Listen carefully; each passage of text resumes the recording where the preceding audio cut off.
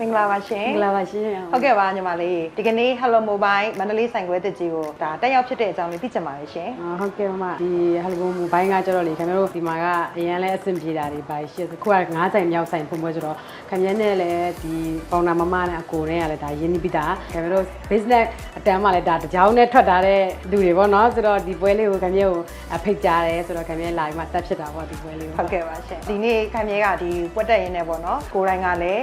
ဒေသရှင်တယောက်ဆိုတော့ဘလို့တချင်းနေနဲ့အခန့်ထွက်ပြသွားဖို့ရှိလဲရှင်ဟုတ်ကဲ့ခင်ဗျားတချင်းလေးကတော့ခင်ဗျားချက်ထားပြီးသားတဲ့တချင်းလေးတွေပေါ့နော်အဲ့ချင်းလေးနဲ့နောက်ပြတက်လည်းတည်ပြီးသားတချင်းမျိုးလေးတွေပေါ့ပေမထွက်သေးဖြစ်တဲ့တချင်းလေးလည်းမိတ်ဆိုင်နဲ့ဆိုပြတ်သွားဖို့ရှိပါတယ်ဟုတ်ကဲ့ပါရှင်ပြီးတော့ကျွန်တော်တို့ဒီမန္တလေးမှာပေါ့နော်ဒီ9ဆိုင်မြောက်ဖွင့်လိုက်တဲ့ Hello Mobile ရဲ့ဖွင့်ပွဲအထိမ်းအမှတ်အနေနဲ့ဂုဏ်ပြုအမှတ်တရစကားလေးလည်းပြောပေးပါအောင်ရှင်ဟုတ်ကဲ့9ဆိုင်မြောက်ဆိုတော့အများကြီးတော့ပြောစရာမလိုအောင်เนาะဒီဇိုင်းတစ်ခုတက်ပို့ပြီးမှ